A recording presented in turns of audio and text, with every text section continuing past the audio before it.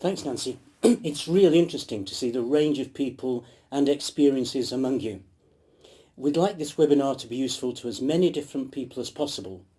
Indirectly, but ultimately most important, to IELTS Life Skills learners and test takers. Please allow me to introduce myself and briefly explain my relationship with IELTS Life Skills. My name is Vincent Smidovic and I have more than 30 years in ELT as a teacher and examiner for a wide range of tests. Recently, I've spent much of my time working with teachers to help learners succeed as test takers for ESOL Skills for Life and IELTS Life Skills tests. My own familiarity with IELTS Life Skills is naturally still developing. I see many of you are also new to the tests, and the test itself is fairly new. But I've already had the opportunity to present IELTS Life Skills at the NATECLA annual conference in 2015 and will be presenting at IATEFL Birmingham in April 2016. And I look forward to sharing with you what I've learnt so far. At the end of the webinar, we'll be joined by Ashley Bodell, the IELTS UK Examiner Manager for the British Council, and we'll aim to answer as many of your questions as we can. Let's take a look at the specific intended aims of this webinar. The principal aim of the webinar is to inform everyone as fully as possible about IELTS Life Skills and to give you links to further information and support. We'll start by looking at what IELTS Life Skills is and who it's for. Before we explore the test itself, the content and format, and of course the assessment.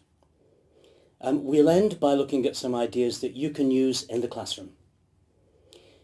We've tried to include plenty of opportunities for interaction in the webinar, so please take part and type any comments or questions into the chat box as we go along. Let's start by giving you a brief background to the development of the IELTS Life Skills tests. As ELT professionals, we all know that learners take tests for a wide range of reasons. IELTS Life Skills has a very specific background. Unlike other tests, which test takers may take for reasons such as a wish to motivate themselves, to make progress in a general way, IELTS Life Skills has a very specific purpose. It's an essential part of applying for visas which will enable people to live, study and work in the United Kingdom. IELTS Life Skills has been designed to confirm that candidates achieve real-life learning outcomes, and as a certificated qualification, the test meets the strictest requirements of test administration security. As we've just seen, the test is offered at 2 levels on the Common European Framework of Reference for Languages, at A1 and B1. We'll look at these in a moment. IELTS Life Skills at A1 is intended for people who are applying to stay in the UK as family of a settled person. IELTS Life Skills at B1 is intended for those applying for citizenship or indefinite leave to remain. So these are, you'll agree, quite high stakes exams. So it's really important that we as teachers and course providers are completely clear about exactly what the learning outcomes and assessment procedures are, so that we can prepare our learners to have maximum chance of success in the test. This diagram shows how the IELTS Life Skills test is organised. The format of the test is the same at A1 and B1. There are 2 test takers and 1 examiner. The examiner is not known to either candidate, and he or she follows a framework to deliver the test and to ensure consistency and reliability. Although candidates work together in some of the tasks, their performance is assessed independently, and one candidate's achievement has no impact on his or her partners. Here's an outline of the format of the test. There are many similarities between IELTS Life Skills at the 2 levels, but at B1 we expect more of the test takers. We'll go into details about this later in the session. One obvious difference is the time the test takes. It's 16 to 18 minutes at A1 and 22 minutes at B1, where we can expect more predictable candidate performance. Giving you these timings makes me realise how long a time that is, especially for A1 level learners, and just how much they need good teachers to help them cope with the challenge. You can find sample papers at both levels on the website, along with video recordings of the tests. We haven't got the time to show you full tests here, but we will explain what happens and encourage you to watch the recordings and download sample papers to use. We'll send you the web addresses after the webinar. There's a lot of reference to familiar topics in the test outline. What do you think that term would cover at A1 or at B1 or at both levels? Please type some of your ideas into the chat box. So we're looking at familiar topics. Family and friends is a very easy one, so I'll give you that one. But what other familiar topics can you think of at A1 and B1 level?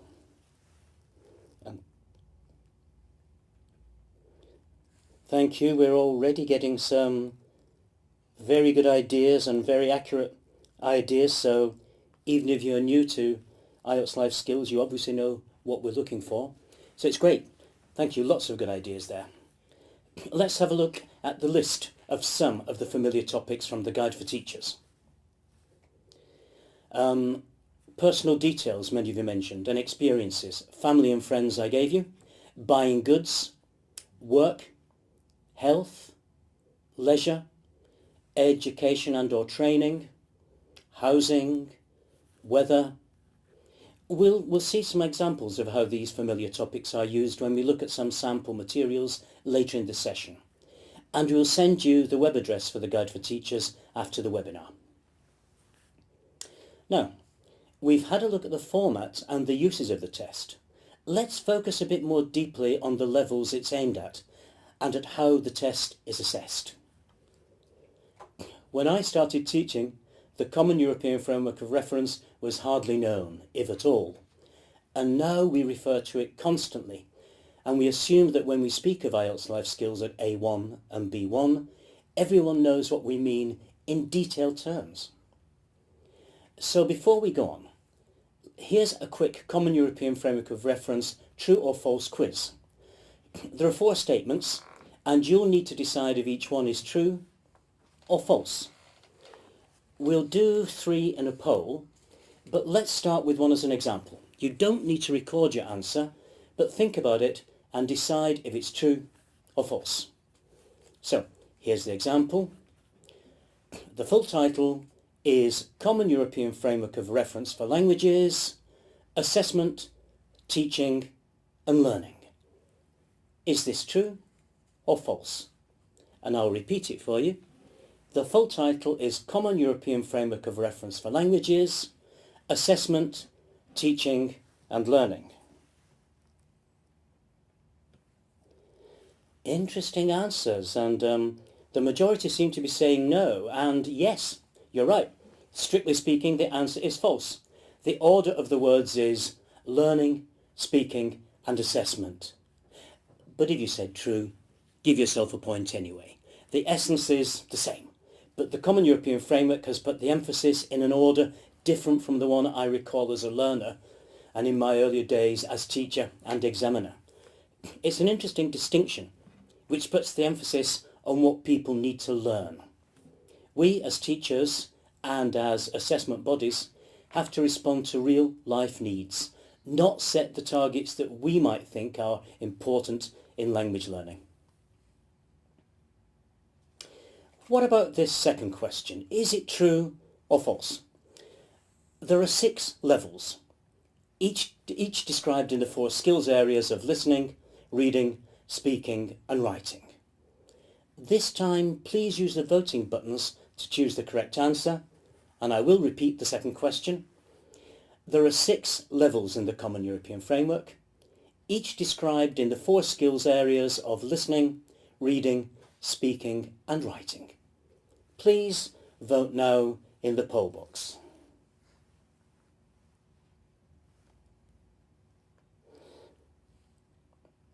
We are getting answers coming through. Don't forget to put them in the chat box. We're getting a mixture of true and false, so we must be sure that somebody's right. And the answer is, well, it's true. There are 6 levels, and yes, they all cover the 4 skills. The significant thing is that speaking is given double billing. Extraordinary when you think back to earlier days of learning, teaching and especially assessment, but surely reflecting real life skills in the IELTS life skills context. The big question is, are spoken interaction and spoken production different skills? It's a critical question, and we'll answer it very shortly in the context of the learning outcomes as assessed in IELTS life skills. But although the majority of you said false, if you said true, the majority of you said true, and you're correct, also give yourself a point if you said false because of the subdivision. Now for the third question. Every one of the self-assessment descriptors in the Common European Framework of Reference begins with the same words. I can. True or false? Please vote now. And thank you again, so many of you. We have over 500 people now, so I haven't got a chance to look at every single answer, but we're getting true, false. The majority in the poll seem to be saying true. Well, actually, the answer is false, but we will accept true. There is one descriptor at C2 level, which we don't really need to discuss here, but it begins with the words, I have no difficulty. And if that doesn't mean I can, I don't know what is. So the point is that IELTS Life Skills focuses on what candidates can do, not on what they can't. If the examiner can legitimately give credit, he or she will. It's important for teachers to communicate this message to learners, and it's important that this Common European Framework quiz is carried out in the same spirit. We're not going to penalise anyone, certainly not on technicalities. And finally, which way will you vote on question 4? I will tell you in advance that this one is definitely either true or false. No, yes, but this time. Here's the question, or the statement. The Common European Framework includes a comprehensive and prescriptive list of grammatical structures required for each of the 6 levels. Is this true or false?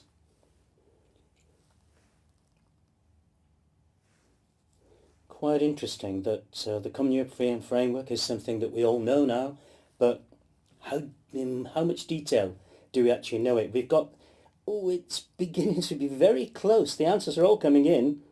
It's around 50-50 with the majority just going for true, that the Common European Framework contains a comprehensive and prescriptive list of structures. Well, actually, this time I'm going to give you a straight answer, and it's false.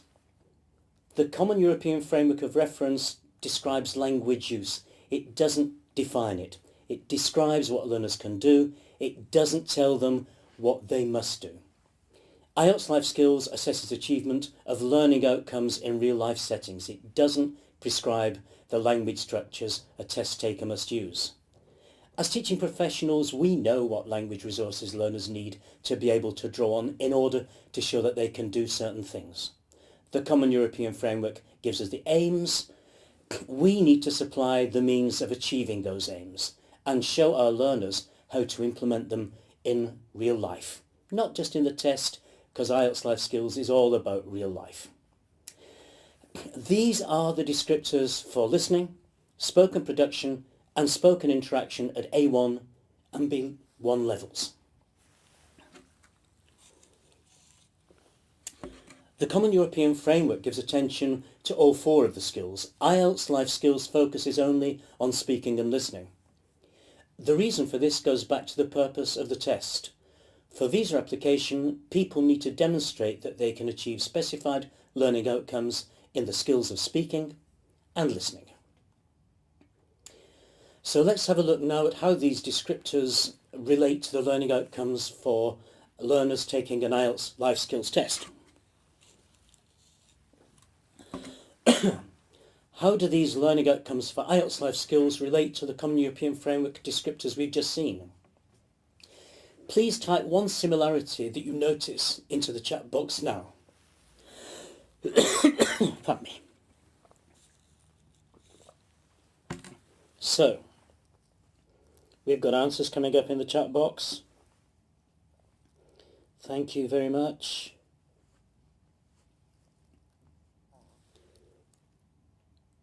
So we're looking at the learning outcomes. The learning outcomes themselves are obtain information, convey information, speak to communicate, and engage in discussion.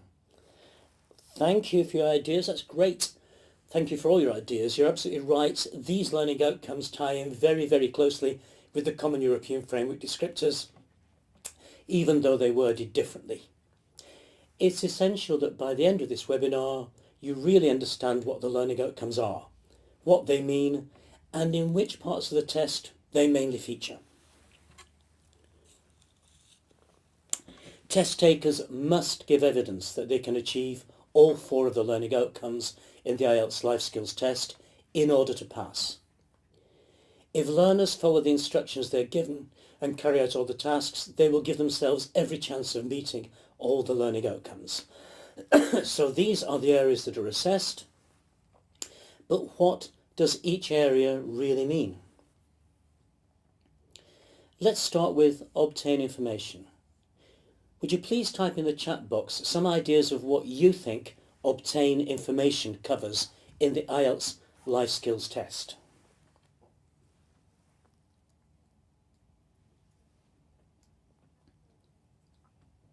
Well, thank you very much.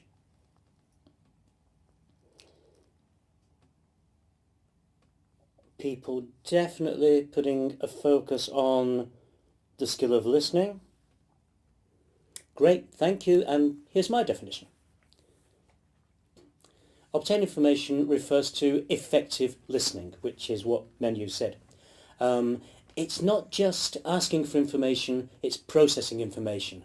The candidate needs to give evidence that he or she can understand and respond appropriately to the kinds of things we listen to in real life.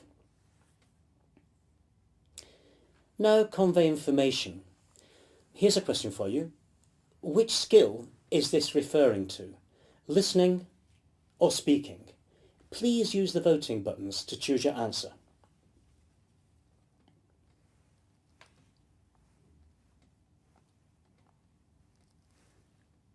And I can already see that the vast majority, it's pretty close to unanimous, are saying that it's a speaking skill.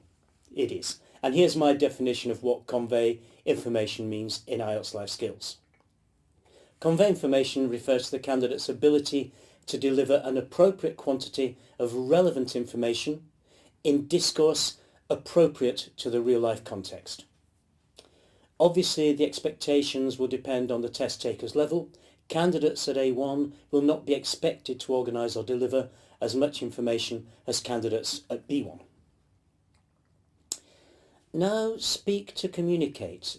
How is it different from convey information? Well, here's the beginning of a definition. The definition begins, make meaning clear by ... How would you complete that definition? In your own words, please type in your ideas of how to finish this definition and use the chat box for this.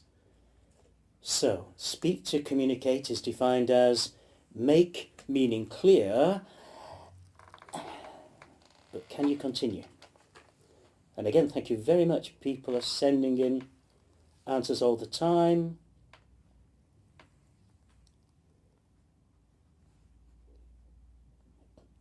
We're getting the word interact coming up quite a lot. Well, wait for that. That will come up very shortly. But as many of you said in your own words, speak to communicate, and great, thanks again. Here's the full definition. Speak to communicate is to make meaning clear by using language appropriate to task and context with accuracy and range of lexis, grammar and phonological features appropriate to level. Speak to communicate isn't just the quantity of relevant information and the appropriateness of the structure of the discourse, it's also the linguistic quality itself. It includes features like accuracy and range, and has a particular focus on phonology. As we saw earlier, IELTS Life Skills doesn't give a prescriptive list of grammar and lexis appropriate to A1 or B1 levels, but we'll cover that later in the webinar. Finally, engage in discussion. This one is perhaps the easiest to understand and define. Here's the definition. Engage in discussion relates specifically to spoken interaction. So it involves both speaking and listening, while the first three criteria are more focused on either speaking or listening, but not on both. Turn-taking and moving the interaction forward are strong features of engage in discussion. So, now you know the 4 learning outcomes, let's think about the assessment process itself. Examiners don't think in terms of pass or fail, but record evidence of each candidate's ability to meet the 4 learning outcomes that we've just shown you. Test takers have to demonstrate that they can meet all 4 learning outcomes. A test taker could, for example, give good evidence that he or she can obtain information, listen effectively, convey relevant information, and speak to communicate with accuracy and range appropriate to the level. This, of course, is all credited, but the test taker also needs to link utterances to those of a partner in the interaction to give evidence of the ability to engage in discussion, and to meet the IELTS Life Skills Pass requirements. The important point is that candidates achieve a pass on the evidence given overall, not on any one single part of the test. The examiner assesses different test parts separately for reasons which will become clear, but a test taker doesn't fail just because he or she has not given a strong performance in one phase. If a candidate doesn't give adequate evidence of their ability to convey information in phase 1, for example, he or she still has the chance to do so in phase 2. We need to encourage test takers to do the best they can throughout the test, not to worry if they think they've done badly. Credit will be given wherever possible. Now you've got an idea of the tests and the learning outcomes, let's have a look at some examples from the sample papers. You can access all these papers online. We'll send you the web address after the webinar. Here's an overview of the test again. Phase 1A allows test takers to start on familiar ground. After checking the test takers' names and details for security reasons, the examiner will then ask each test taker to give basic personal information about everyday things. Here's a shot of the examiner's frame for Phase 1A and 1B.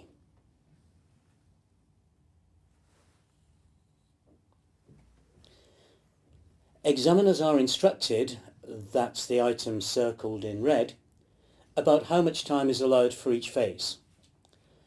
The test takers aren't shown this test frame. Have a look at Phase 1B.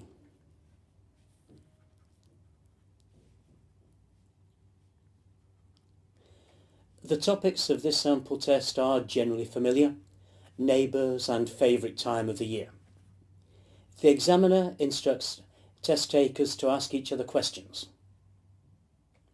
Here's a question to think about. Does there appear to be any preparation time allowed? No need to type in your answers, but just see if you can work this out.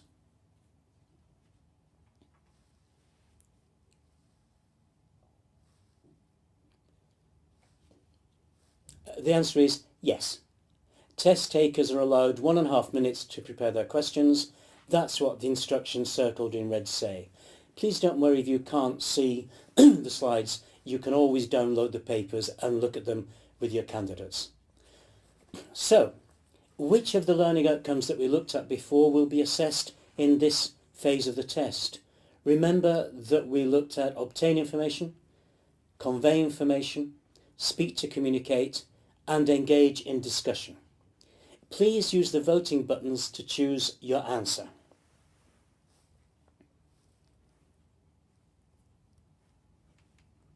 Thank you. People are using the poll buttons.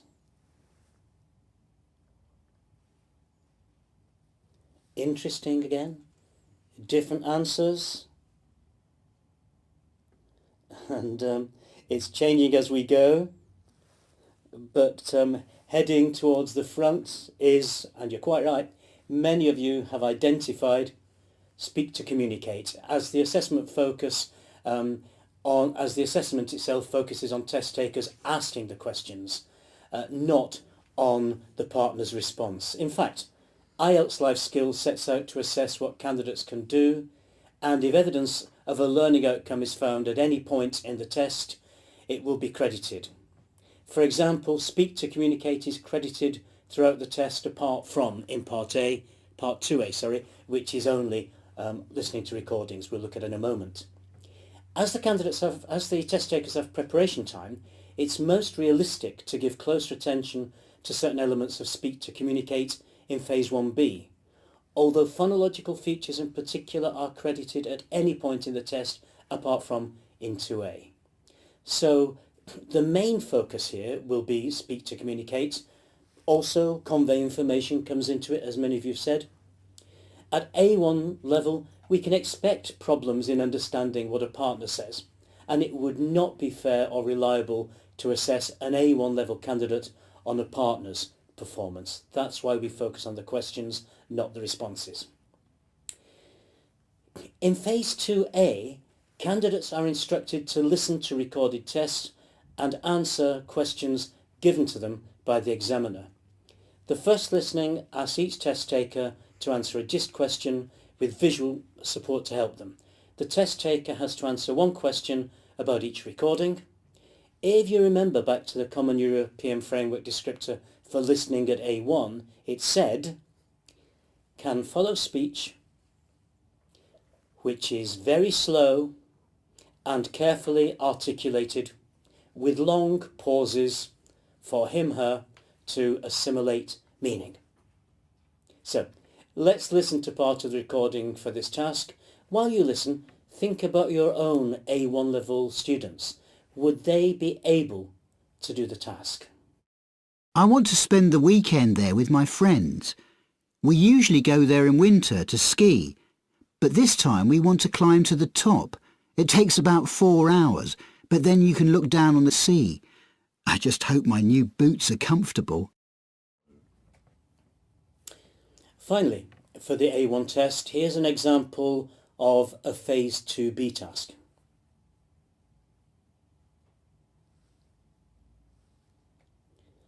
The test takers are given a task to carry out together. The task will involve exchange of information and will give test takers the opportunity to initiate and respond. This helps them to meet the learning outcome of engage in discussion, and do remember that they will also be credited for other criteria as well. You'll see that the examiner is allowed to help to keep the conversation going if it's necessary. Let's take a look at a B1 sample paper now to see how it's different. Essentially, the B1 test is the same as at A1, but candidates are expected to do more. In the CEFR descriptors at B1, the word straightforward is used a lot, and that's significant. IELTS Life Skills sets out to test real-life, everyday use of English. Phase 1A begins with the examiner checking both test takers' names. The examiner then hands over the conversation to the test takers, as you can see from this sample test frame. We can see here that test takers need to engage in discussion as well as speak to communicate and convey information. Phase 1B is substantially different from the A1 test. As you can see from the test frame, the focus here is on giving an extended verbal account and asking questions. This means test takers have to convey information clearly and also obtain information so that they can form relevant questions. Their ability to speak to communicate will also be important, as the other test taker needs to be able to understand them clearly. As we saw at A1, certain aspects of speak to communicate may be credited in this phase, though remember that test takers can be credited with providing evidence of any of the learning outcomes at any relevant point in the test. In Phase 2A, as in the A1 test takers listen to recorded texts and answer questions. The complexity of the texts and the demands of the questions make the difference in level. You can find the recording of this sample paper on the IELTS website.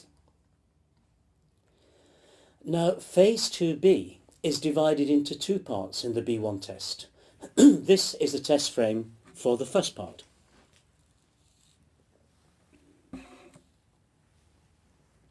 The test takers are given a written prompt, which you can see in the boxes on the slide. The examiner reads out the task, and the test takers need to discuss their ideas to plan something together. Which learning outcome or outcomes do you think is or are being tested by the task? Let's go for the one that you think is the most obvious focus of this part of the IELTS Life Skills test. And please type your ideas into the chat box.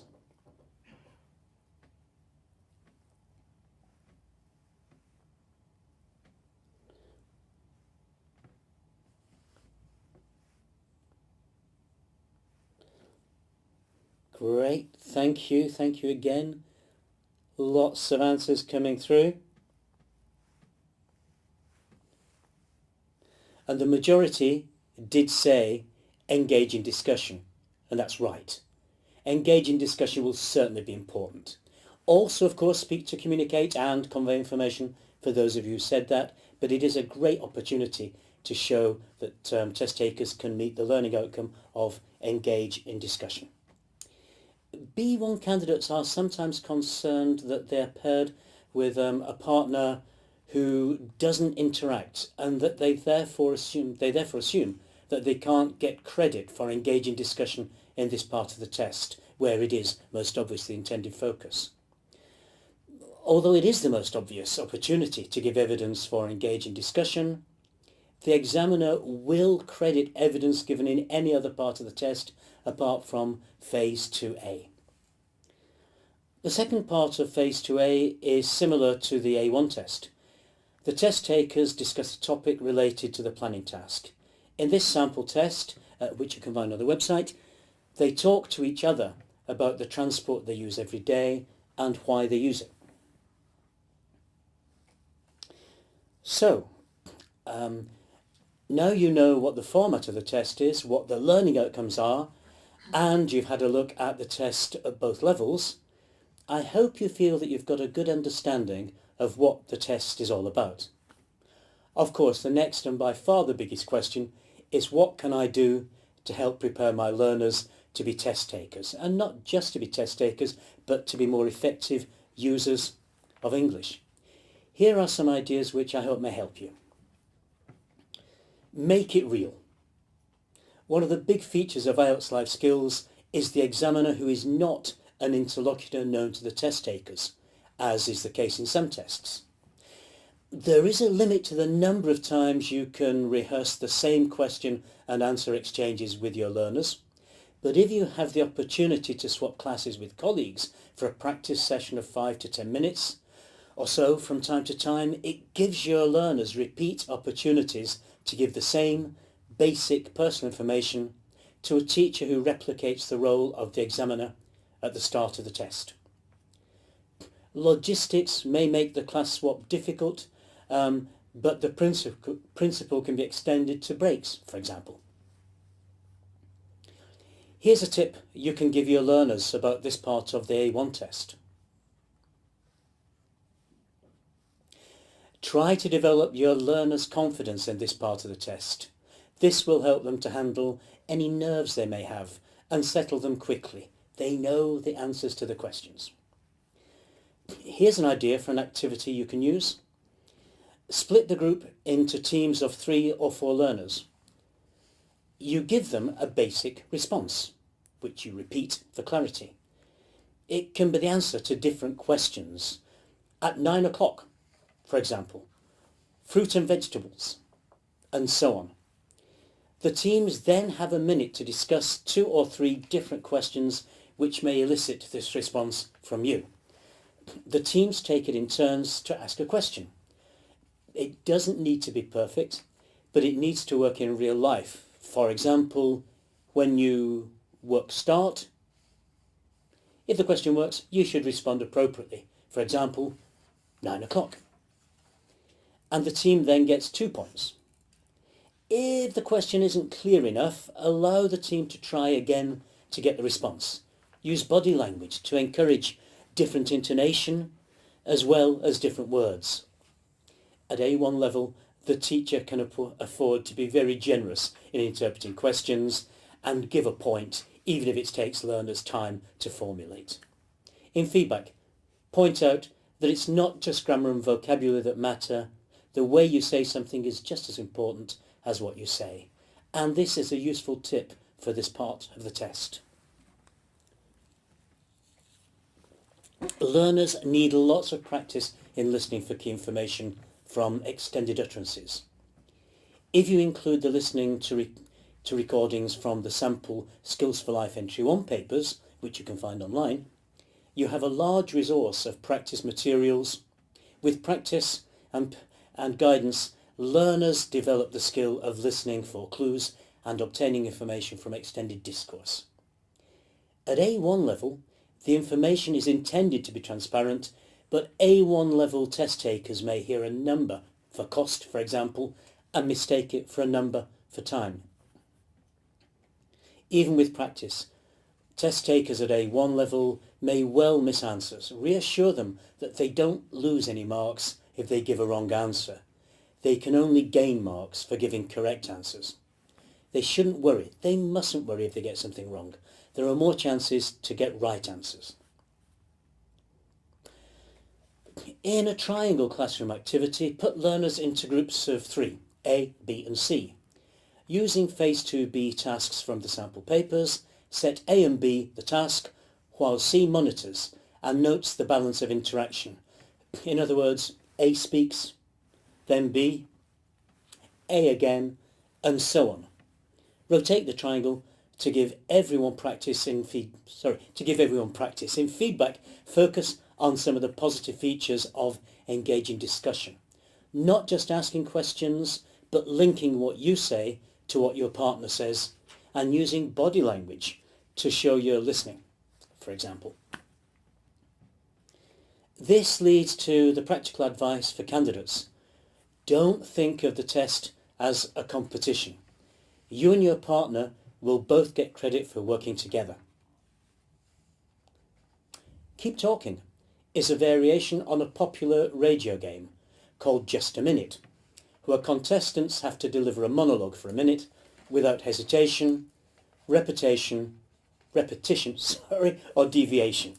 Now, A1 level candidates, test takers can't do that, but what they can do is if you divide the group into pairs, using topics from the sample materials, select a pair of students to start speaking together, loud and clear so everyone can hear.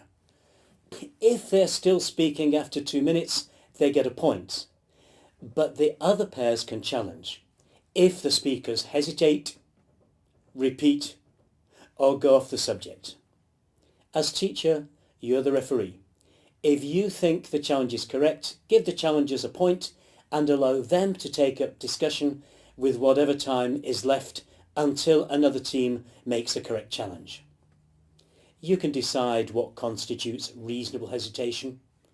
Probably where an examiner would come in to keep the test going, for example. And you can accept repetition not of what the speaker has said, but what his or her partner says. That shows good, engaging discussion. If the pair of speakers clearly discuss something which is not relevant, uphold the challenge, but generally let the conversation flow. Although this is a very simple start to the test, it gives test takers the opportunity to gain credit in all the learning outcome areas. Encourage test takers to relax and not worry too much about making mistakes or searching for the exact word. A spontaneous conversation, which naturally won't be perfect, is what the examiner is listening for. At B1 level, Test takers are instructed to speak for about 1.5 minutes. It is often very difficult for test takers to gauge the length of time, especially in a test itself, but far easier for them to break a talk into 3 sections of roughly 30 seconds. A very simple classroom activity is to split the group into teams. 3 learners plan to divide the talk into 3 subsections, lasting roughly 30 seconds. A 4th learner listens and keeps time to 5 or seconds either way, and asks a question of each speaker if he or she has enough different information. The speakers each score a point for the team if they convey relevant information in an appropriate structure. Rotate the learners in each team. Remind learners that as IELTS life skills test takers, they will help themselves and their partner by following instructions accurately, and they can gain credit in all the learning outcomes. The sample recordings come with a tape script. At B1 level, it can be useful to copy these scripts and get students to look for possible distracting information in advance of listening. One activity which works is to split the group into 2 teams. Each team reads the tape script and makes up 3 true or false questions to give to their opponents before you play the recording.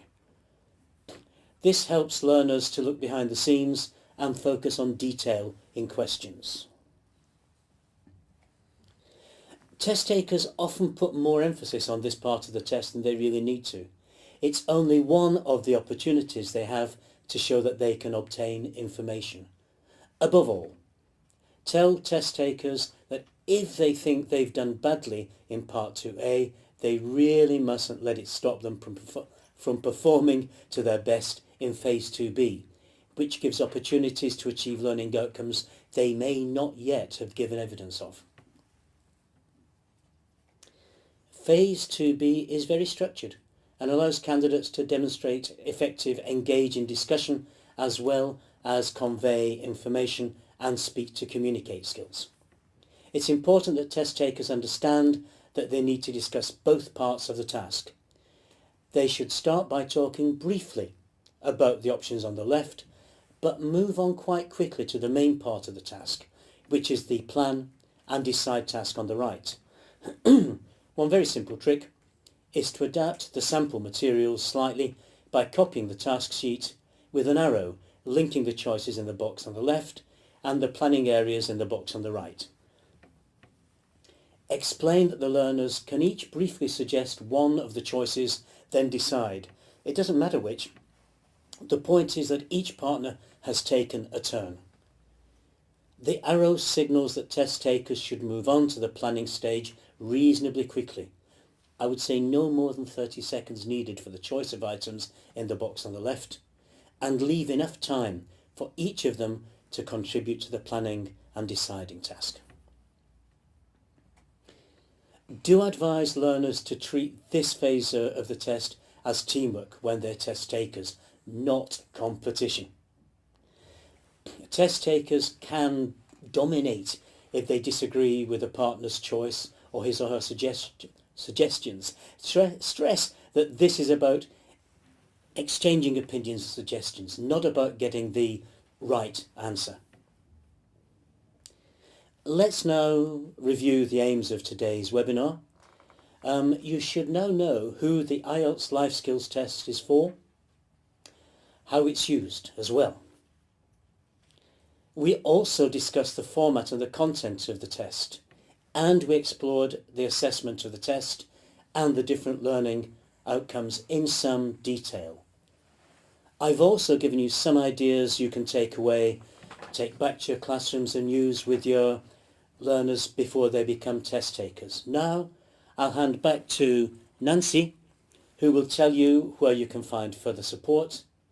Then Ashley and I will come back and answer any questions you may have about today's webinar. So please type any questions you have into the chat box and we'll try and answer not all of them from 500 people, but as many of them as we can very shortly.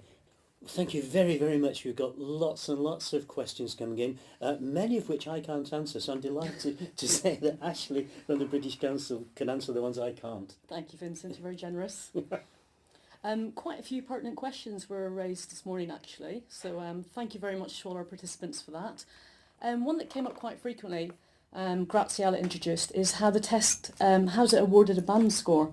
And I have to point out here that life skills is very different. Life skills is awarded a pass or a not pass.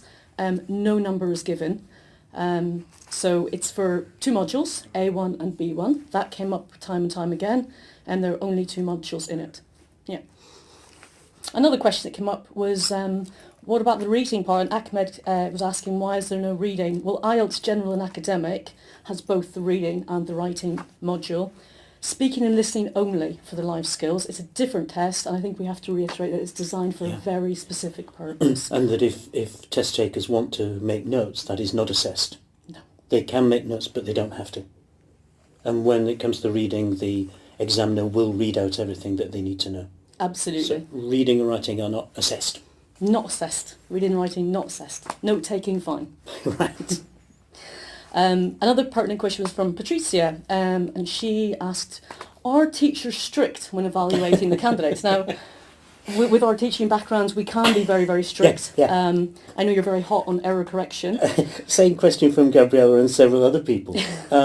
Teachers are too strict, if I may say that. We need to be more encouraging because the test takers are not penalised in this test. And I know that we're doing it so that we make sure they're ready, but I think we need to correct errors very sensitively.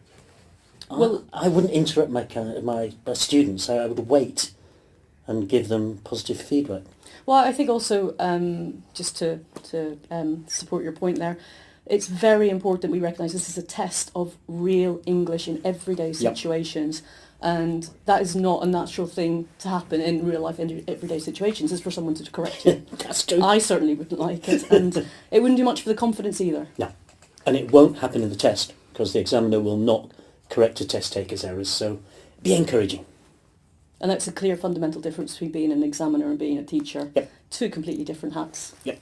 Yeah. Which brings me to Christine's question, which was how many examiners are present in the room, and I think maybe this is maybe confusing with other English language tests. There is 1 examiner, and that examiner tests 2 candidates in each session, so just to be clear. Can I pick up on a question that had Ali said, what happens if one candidate is much stronger? Which could happen, particularly at A1 level. In fact, it doesn't really matter. It's often quite a good thing, because in real life, it happens all the time, that you're speaking to somebody whose level of language is far higher than yours. The candidate who feels that he or she is weaker will be given every credit as a test taker for really trying to get information. And we often find that people whose level is higher will assist and help. So it's a great question. Several other people, Nadia also asked that one. It's not going to go against somebody. In fact, I think the examiner would give credit for conceding or... Yeah. Because, I mean, as a test taker, you're there to help, not to complete. Good point. Very good point. One that is a bit more technical-based question. Then you can have that one. Thank you. Very generous again. Again, this one was from Christine, was asking if the exams are recorded. And I think this is a very good point to bring up. Yes, they are recorded. They're recorded for 2 main reasons. They're recorded both on video and audio. And one of the reasons for that is actually it's a UKVI requirement for life skills. As you can imagine, it's a very high stakes test and it does need to be recorded for security purposes. However, as examiner manager with the British Council, we use it for monitoring purposes as well. And that is to ensure the performance of the examiner, and also that we can go back and reflect on that test should there be any moderation needed. So yes, they are recorded and stored.